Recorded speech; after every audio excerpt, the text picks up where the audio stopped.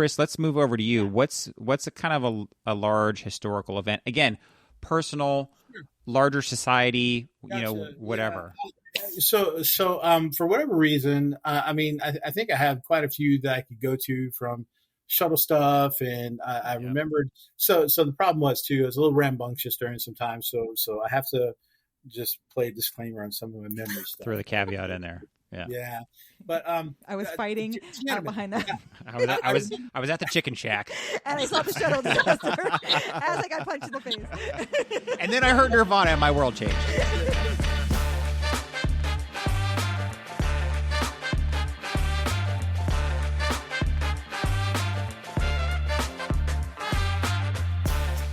This is the History Buzz.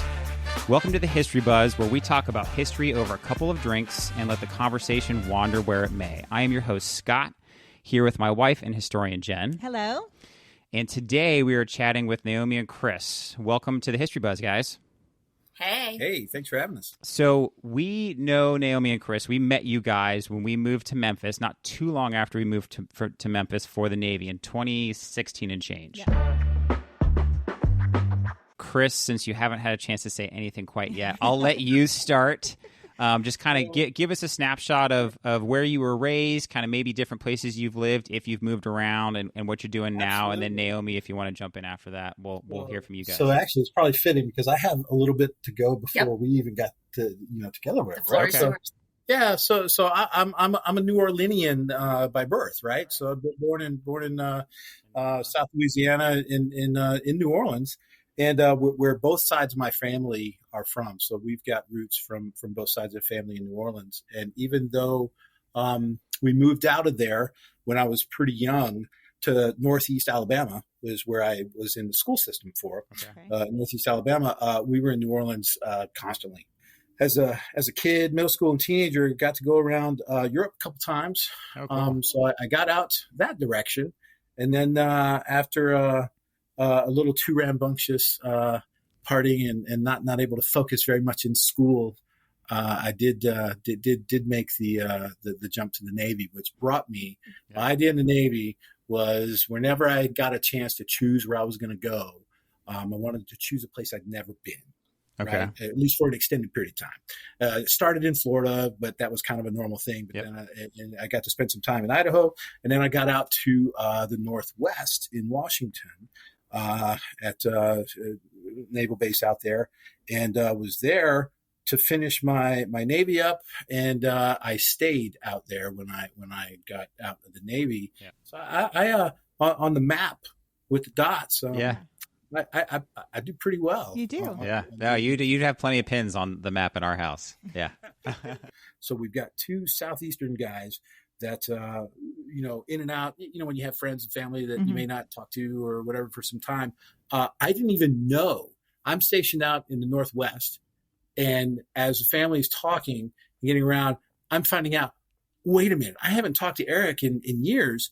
And he's out in the Northwest too? Yeah. How does this even happen? So we were literally within 3 hours of each other. Oh, wow. So we touched base and everything. Long story short, he fell in love with Naomi's sister. And so I met Naomi's sister first when they were coming up and we were seeing each other. And then we met at their wedding. Yeah. And the rest of that kind of kicks off. And then we've been up in the Northwest for a while until 2016 when we came to Memphis as well. Okay. So that was the deal there. All right, good. Now, Naomi, how about you? You are not from New Orleans. No. Yeah. I grew up in Portland, Oregon. And spent, and then moved down to Middle Oregon in high school. And senior year of high school, got to spend a year in Germany, which was amazing. I would move back in a heartbeat. Where in Germany? Paderborn, Northwest, in between Cologne and Hamburg. Oh, cool.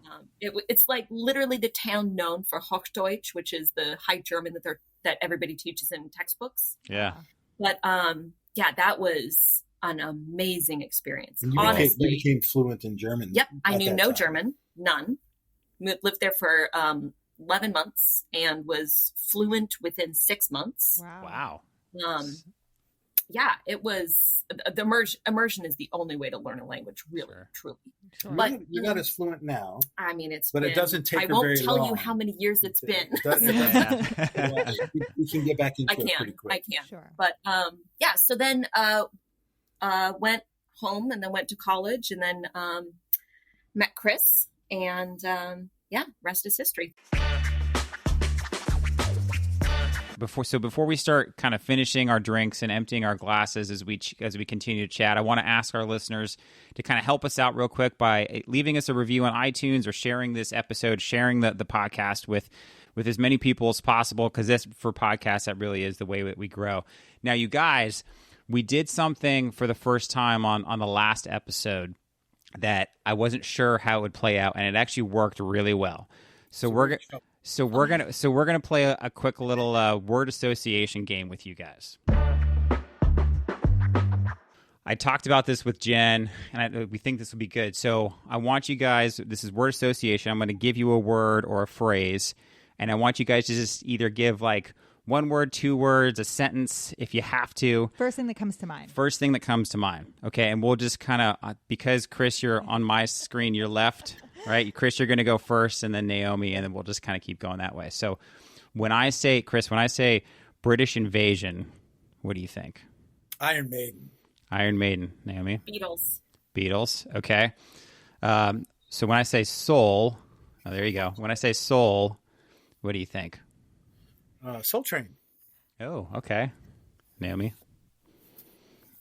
That's hard. I'm going to go Queen.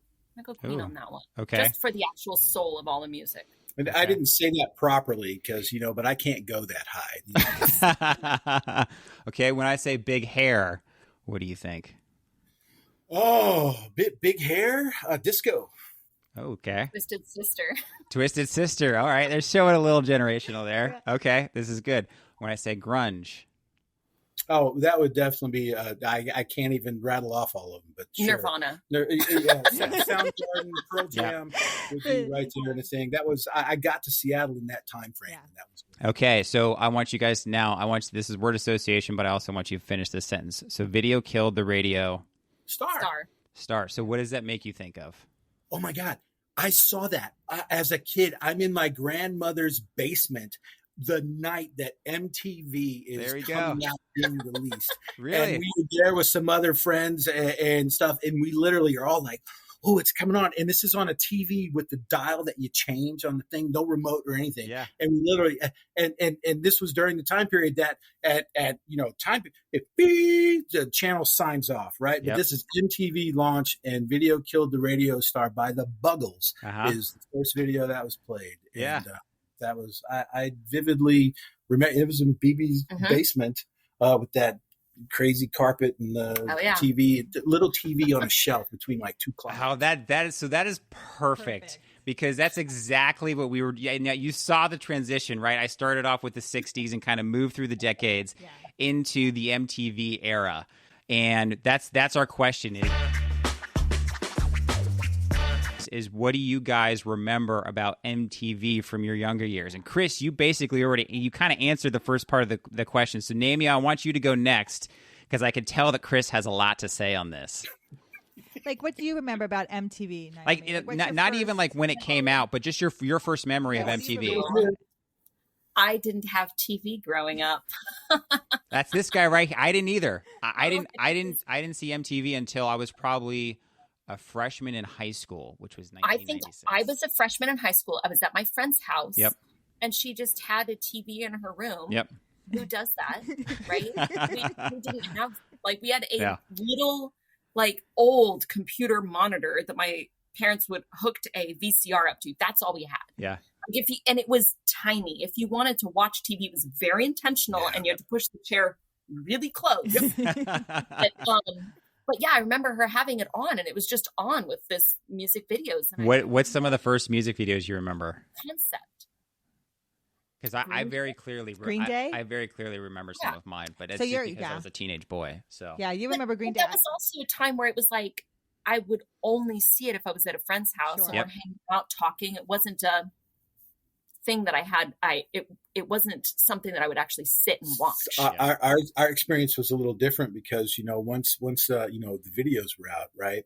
And we definitely had the VCR and the player. Sure. And be able to do all that. And of course, what we always did is, for the show period, right? Because, if you think of radio, you get your blues hour, show, you get your rock show, things like that. And MTV had a very similar aspect. That's what right? I was telling Scott. Remember Headbangers Ball? Headbangers Ball finally came out. Yo, MTV Raps. Like a little bit of the harder music and stuff. And so what I recalled, one of the things we used to do is we'd grab our whatever, VHS cassette we could grab that at the time, and we'd record the Headbangers Ball. Oh, yeah. So we could play it. And we had a couple of stacks of these from some different ones that were great. And so we play those at whatever party or thing we were at, because we're like, we don't like one song. Hey, you got to be, put that in. Yay. We could have, it's like kind of trading the mixtapes, except it was with what we could grab off of MTV to put on the Do you know, funny aside here really quick about Headbangers Ball, one of the guys, I think it's like one of the lead kind of DJs or VJs, whatever they called him, he actually is considered one of the fathers of podcasting. Okay. Yeah, believe it. I mean, surprise, right? He got into that kind of those VJs, right? But, so they coined that term VJs, remember? Because they were video disc jockeys. But I want to tell our viewers kind of why we went musically with this. Yes, yeah. And because Chris and Naomi are musical. Yeah. Right. So Chris plays guitar. He was in a band for a long time. He still does it. He has guitars on his wall, and Naomi is an amazing opera trained singer. It's beautiful. Yeah, we were tossing around ideas of man, what can we ask? What historical event? We started my brother off with Martin Luther King, and then Dave, it was O.J. Simpson. With you guys, I was I wanted to. What could we do? And then we were like, music. And then she brought up MTV. I was like, that's a great one, because everybody's going to have a different. What's the first thing they remember of MTV? For me, I was very much like you, Naomi. So it was probably maybe freshman, sophomore year of high school. I had finally moved from Central California, where I didn't have TV. I could just rent VHS tapes, and then moved down to Southern California, where all of a sudden, my dad plugged in the rabbit ears and TV came on. I was like, we have cable. He's like, no, son, this is network television. This is free. And I just didn't get it. I was 14, right? I was like, I don't understand. What is free television? And so again, I had hold the antenna just like that, right? Yeah, hold it, And so I had a friend, and the first things I remember of MTV is a bunch of teenage guys sitting in a house. So I remember Britney Spears and Christina Aguilera. Those are the videos that I remember. And I have young parents, right? So they loved MTV. And so I remember my dad first watching Like a Virgin, and he's like, "This is amazing." And I'm like, "Yeah, Dad, this is amazing." Yeah, Madonna rolling around on the floor. You will appreciate this from the Navy understanding you have. Okay, so I was on the USS California. Mm-hmm. Okay, cruiser size. We had a decent sized crew, and all through the galley, we'd have some TVs that were up, and there would be some other TVs in some break rooms that were going, and they would stream, the FRTS TV that they would do, and they would grab video feeds from and do probably what we did, record MTV for a while and then play tape back. Mm-hmm. So you said the Like a Virgin Madonna, right? Madonna was a huge impact thing on MTV, right? I'm telling you right now, when we're underway and the TVs are on, whenever a Madonna video came on, everything stopped. Everybody would just stop mid-walk and just be like, it's Madonna on. And I can see that. The only thing that kept moving was the shit. At whatever speed she was at, there was no change, change in course in anything. Whenever Madonna came up, that was hilarious. When you said that from the video perspective, So do you guys think that MTV played a role in kind of what kind of kept you into music, or were you guys already into music before MTV came around, and MTV just kind of was like, oh yeah, I'm a musical person. I sing, I play, and this is cool. So I, as I said, I did not grow up with TV. Yeah. I grew up with my parents listening to NPR. It was always classical music on. Yep. My sister, though, was 11 years older, and she sang. So she took voice lessons, used to sing Italian arias.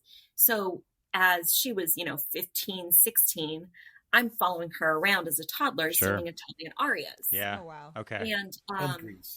And Grease. Yeah. She gave me a Grease tape. That is when my love of John Travolta began. Yeah.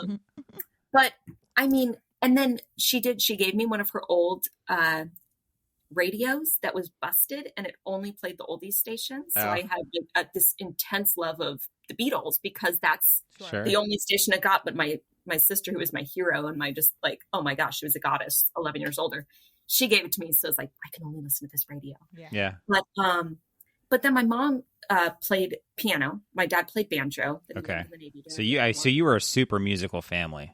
Yes. My brother plays guitar. My sister sings. My brother-in-law plays guitar and sings, and his mom was an opera singer. And I mean, this was everywhere around me. Yeah. Regardless of the fact that I didn't grow up with TV or MTV or pop music of any kind, really.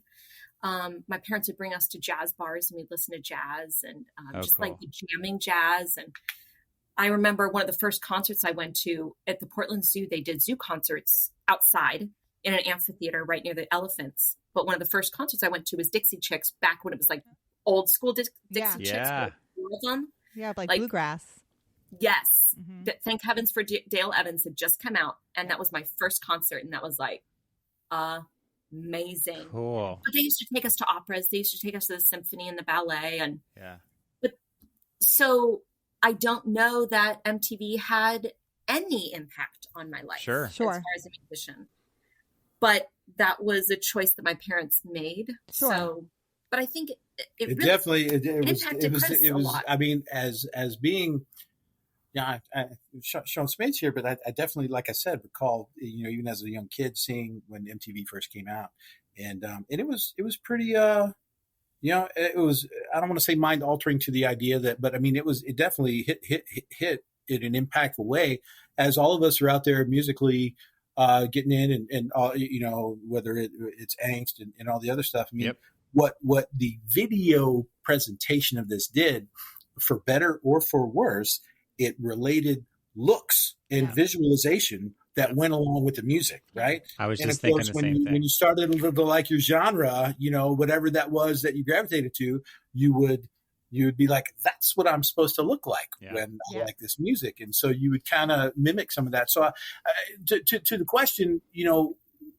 I don't know that MTV impacted my musical tastes or got me more or less into or out of music, but I can definitely see the impact that it had while we're now seeing, what the bands actually look like, right? Sure. Yeah. And of course, there should be some nomenclature to the impact of MTV for the idea. I think ZZ Top really exemplifies what can happen when you are able to take an image and associate it with something, right? Because ZZ Top, for most intents and purposes, is a pretty blues-based I say basic, not as in basic music, but I mean a pretty rooted rock, band, but based on the blues, which you can find blues bands a dime a dozen everywhere, right? But ZZ Top's decided, how do we differentiate? Let's get fuzzy guitars, and let's get big beards. And now, when listening to the music, that doesn't come across. Sure. Right? But when you get on MTV and you got fuzzy guitars and sparkly things going around, you got beards down to, the wazoo, that's a different look. And all of a sudden they had an appeal that really, I think, had a major impact on how. Yeah, that's such an interesting point that you bring, Chris, because that's really, for me, what MTV, it wasn't necessarily the music, but it was the social aspect of it. Absolutely. You're talking about Britney Spears, Scott. So Britney Spears, she's no musical genius, but you were watching the video with the pigtails. So again, for me, living in Southern California, right? There's a reason that I'm watching certain videos. But then I remember like Blink-182 and Green Day, and again, being in SoCal, those were heavy down there, and not having TV growing up, right? Just being 14 years old and realizing that like, oh, there's such a thing as network television that anybody can get for free with these rabbit ears. And like my world expanded very quickly when I moved from Central California, where I was relatively sheltered, down to Southern California. And MTV was played a big role in that, not just for me, but I think for, my generation kind of writ large. Do you remember where you were when Smells Like Teen Spirit came out, when the first video came out? Because that, for me, was exactly what you're saying, Scott. Right. It was the first time that they weren't good looking, and that video was terrible. I mean, nowadays considered a masterpiece, but if you were so used to 80s hair bands at the time and so gimmicky and happily and bubbly, that video stopped all of that. Yeah. Right? They looked like what happens when a hairband was out in the rain. Yeah. They look hungover. Yeah. It's all drab, right? The gym just looks all foggy and drab, and everyone looks so bland. And they're almost like poking fun at the whole genre, right? And then the music is so amazing that they don't really care that their video isn't poppy. Jen, you asked about where you were when you first started Nirvana, right? So I just this may date again, but I vividly recall our family getting around and getting the VCR ready with our VHS cassette because it was going to be the premiere of Michael Jackson's Thriller. Oh yes, we were. That's another one we were talking about. Cool about that, and we literally, Dad was all like, "Everybody, be quiet! We gotta get this in. We're gonna record this, and we're gonna have it. We're gonna get this." And anyways, that was a fun. And that's still an iconic video today, really is. Right? All the money poured into that video and the dancing. It's almost like a mini movie. Didn't Martin Scorsese direct the music video or something like that? It was something like that. It wasn't Martin Scorsese. It was some big name. It wasn't, but it was a big director. It wasn't Martin Scorsese, but it was a big name director. Yeah. And he comes after her after she leaves the movie. He walks with her down the street, and all of a sudden, he turns into the zombie. Right, and then those yellow eye, contrast with the cat. And then for some reason, all of a sudden, they're walking together. It's kind of like Night of the Living Dead. It actually is a tribute to Night of the Living Dead. They're walking, and as they're walking, all these zombies come up to them, and they both look scared. And she looks scared, and she looks at him, and he's a zombie too. Yeah. And then all of a sudden, the zombies break into amazing choreography, like amazing. People learn the Thriller dance. Oh yeah. It's still a thing to this day. What's the first big historical event that you remember happening in your lifetime? Again, it can be either personal and kind of local to New Orleans or wherever you grew up, or something much broader that the large majority of Americans would remember, or the world. What's the first thing that pops into your mind? The big one that really impacted was a school shooting. Actually, it was the Thurston High School shooting in Springfield, which was about 2.5 hours away from where we lived, and it was actually a year before Columbine. Okay. Oh my gosh! Wow! Nobody talks about it because Columbine started the trend. Yeah. Sure. Thurston was one of the first big ones. He actually is Kip Gankle. He killed his parents, and he was due to be expelled that day or something. So yeah. He killed his parents, and then went to school, killed two people, and then injured over 25 people. He went through the cafeteria and just shot whoever he could, and then it took several students to tackle him. Oh my gosh! To actually subdue him. There were I don't know what the teachers were doing or what, but that was the big, impactful historical memory. Wow! That so that was what year was Columbine? Heard of that. I have never 99. 99. Okay. That was 99. This was 98. 98, okay. And wow. I've never heard of that, Naomi. I know. That's an amazing story because, for a couple reasons, because the students overtook him, right? It wasn't a police force.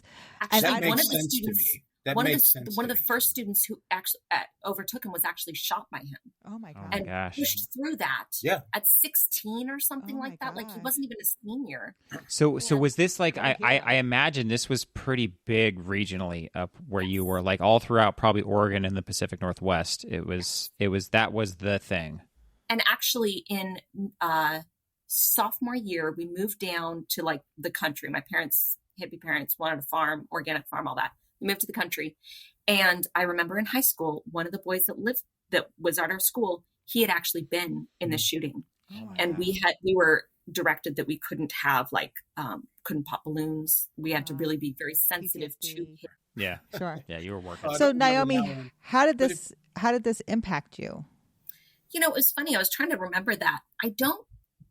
It was emotionally impactful, just realizing that, in high school, you're not impervious to violence. You don't, Sure.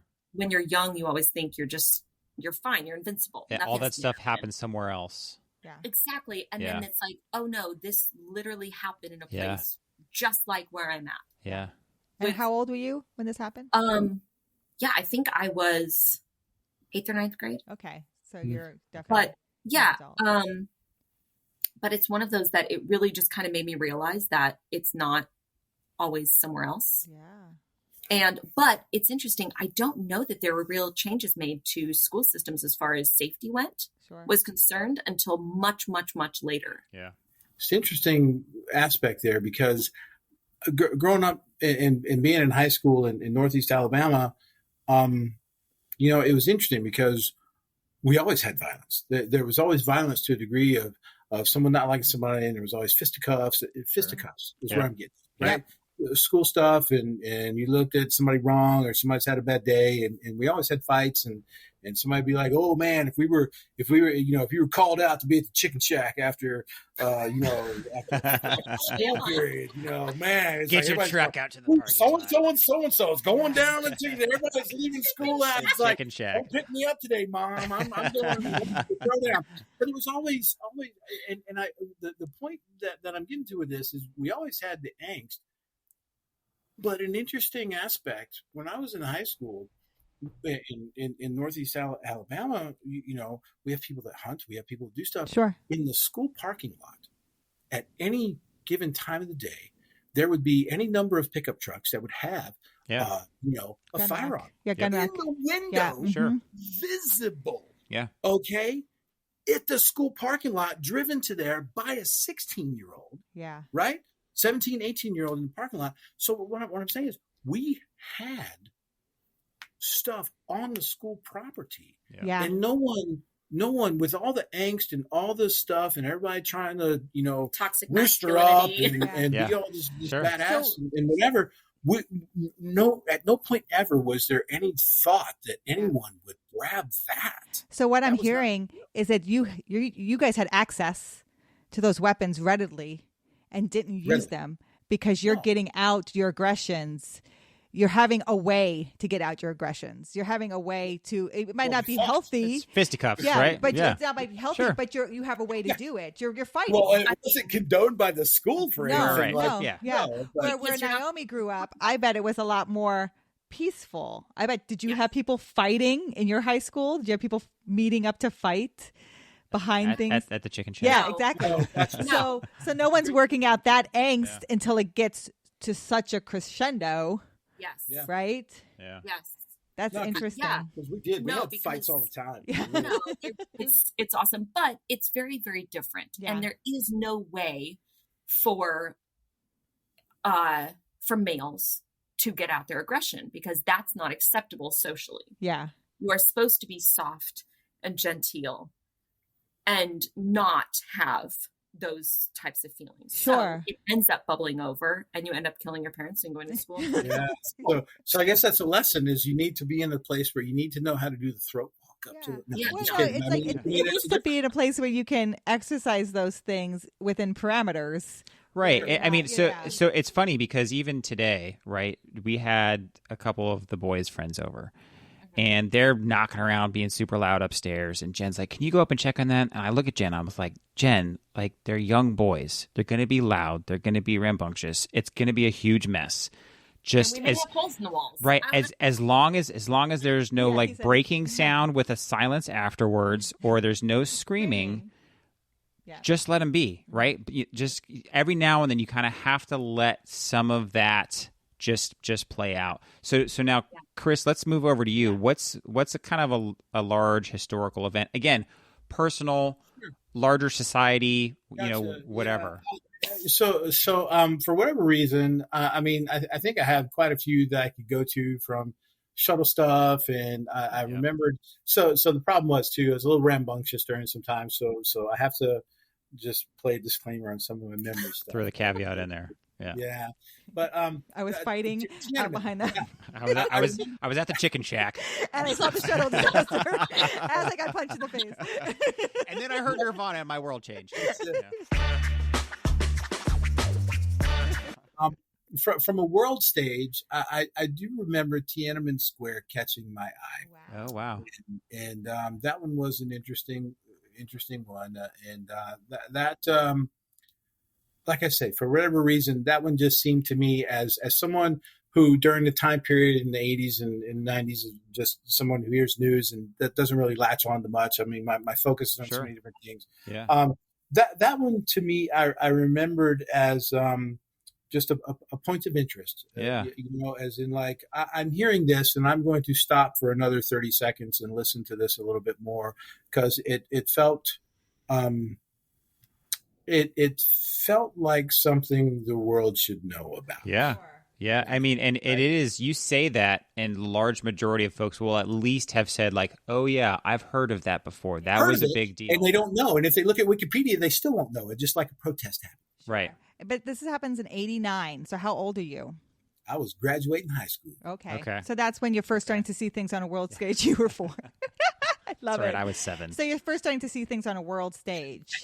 Well, I say that I don't want to give myself credit at that period of time because at that 18 time frame, I was not really ready to embrace world and understand things. I didn't get that till a few years later, till the Navy kicked me into gear and got me straight. But yeah, like I'm saying, I think when you asked a question of something that I recall, I definitely recall during that time when things may not have been as focused for me, that was one that did jump out. So what do you think about that? Was it really something that, like you said, it was like, I think this should be a big deal. I know I don't normally care about these things, but this seems different. It was the fact that the government was coming in with their liberation army that was, and not just coming in and hurting people off with stuff. What we saw at that time period was what caught my eye to that. This wasn't just coming in with some riot gear. Their riot gear was full on military assault. Tanks, it was. And I was like, okay, I'm going to note that because that is not what we would expect to see anywhere. Yeah, that's super interesting because we've talked about it a couple times. And it seems like it's one of those things where the curtain is just pulled back a little bit more. And all of a sudden you're like, oh my gosh, I didn't realize that was there because I thought the curtain was just the curtain and it's not moving. Yeah. And all of a sudden your world expands a little bit. And you're like, I don't understand this, but I've seen it. Yeah. And I know it means something, right? And that's a milepost in your life. It was. And I made sure and keep up with that a little bit. And I say keep up with a little bit. I mean, that's not just to answer your question of one that came to mind. That was one that came to mind. Yeah. Like, and guess what? And we didn't hear anything about it. And you know what's funny? I didn't think about this again until you're asking and we're knowing some history thing. It's like, well, what was, I had to sit back and I go, well, what was historical that I remember? And sure. I'm like, well, I remember Tiananmen Square. In your head, yeah.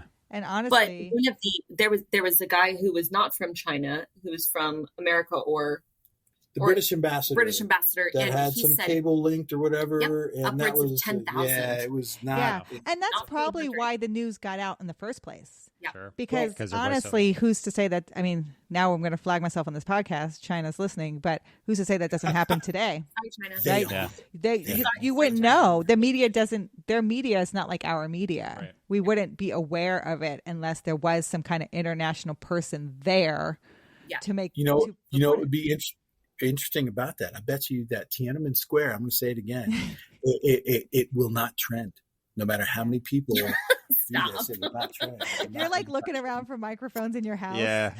Well, no. So you know what? And I appreciate that. I appreciate that perspective because we talk about regional history, we talk about personal history. The past couple times on this podcast, but in a sense, to your point, Chris, there is like the U.S. as a global region. Right. And then you say like, well, I like to kind of triangulate my news a little bit to make sure that I'm actually hearing good information because just hearing it from the U.S. perspective is not always the correct perspective or the best one.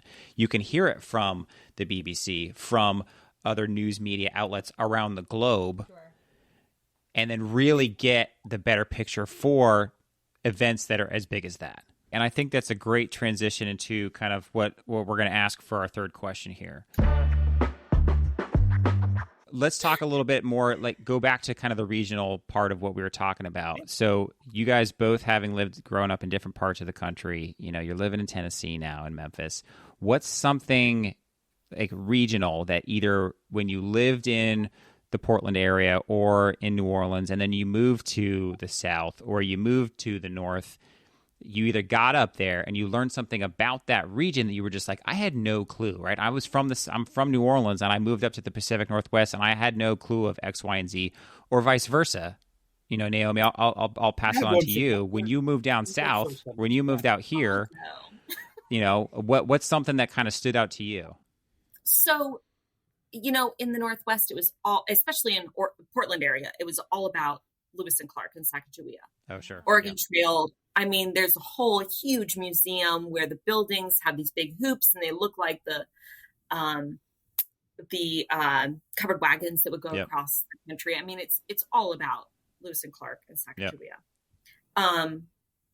So, and Oregon history, that was a huge focus.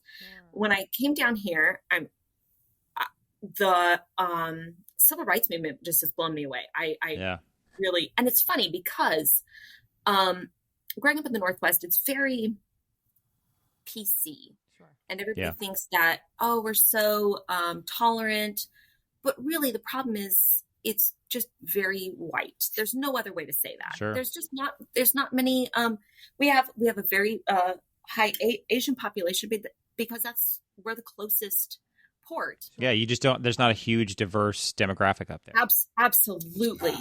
Yeah, I don't know. Moving down here was, I'm still loving learning about the civil rights movement. It has been that's cool, very interesting to me, especially going to the Civil Rights Museum. That was just pivotal. Yeah. Some of the things that I learned in school, and it still upsets me, kind of makes me a little bit angry about the things that we learned that weren't at all true. And I don't know why they were changed. Like, I mean, things like I learned that Abraham Lincoln, he didn't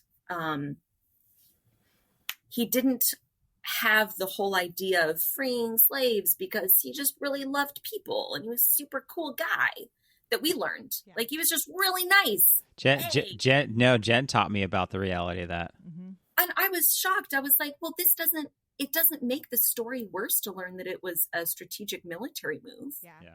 It just makes me look like an idiot for thinking that. Yeah, and for those listening who haven't learned that, Jen, so there are some things like a lot of people have the misconception that the Emancipation Proclamation freed the slaves, and it didn't. Yes, that's true. It was just 5 areas. It was 5 areas specific that he addressed that he freed the slaves in, and they had nothing to do with the North.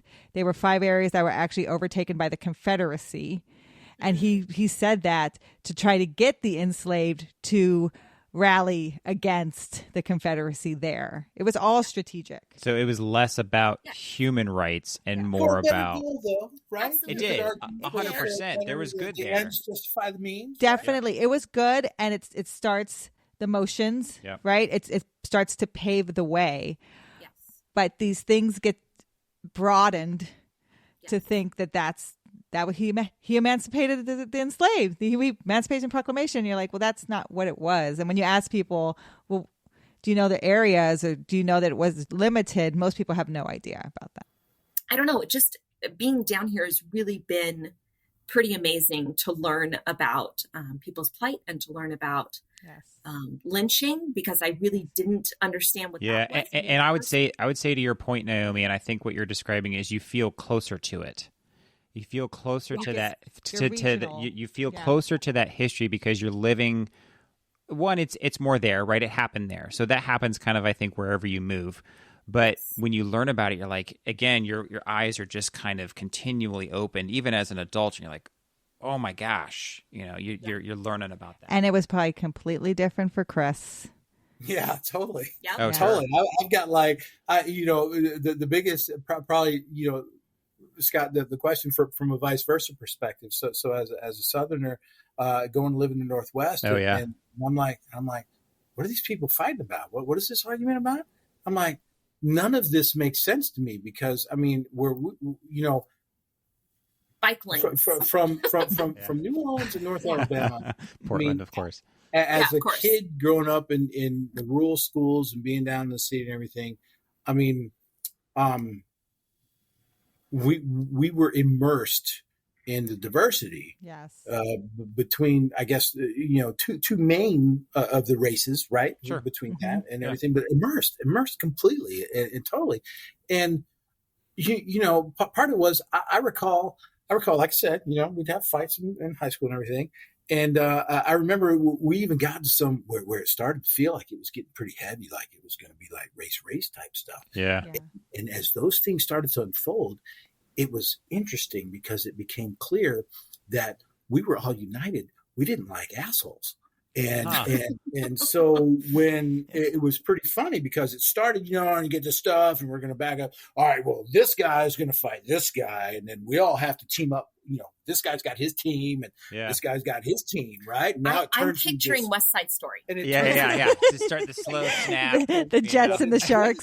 Like, absolutely. But then all of a sudden you realize it's like, why is this a race thing? Because really it turns out that guy sucks. And all of a sudden everybody realizes that guy sucks. And then we're all back united again where, and that's not to say we didn't have cross-race fights. We did. Sure. But it wasn't because of a racial thing. Yeah. It was because of a beef or whatever that was. But it wasn't tied, the skin didn't matter. It was whether or not those two had something they needed to sort out. No, that's good.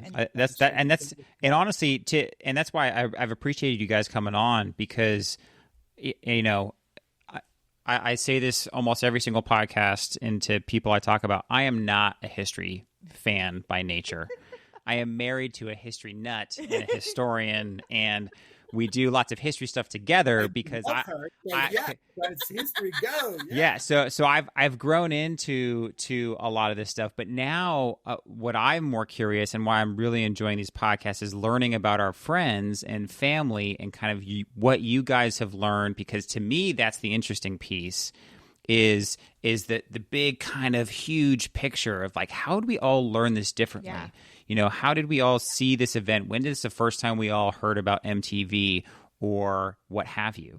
And that I think is really, really interesting. That's the people to me that are interesting. And the history aspect of it, as we were saying on our last podcast, that more establishes kind of a social timeline. And then we fit ourselves kind of in there and we call out these little kind of these mile markers along the way of like, oh yeah, I remember where I was when the Challenger exploded or when O.J. Simpson was, the verdict was given or whatever. Absolutely. So again, thank you guys so much for coming on the podcast. I really do appreciate it, especially kind of getting the North meets South perspectives. I love that. That's super fun. That's not common for the folks listening. So thank you for listening to the History Buzz. We do ask one thing of our listeners. If you liked this episode or learned an interesting fact today, share the History Buzz with someone.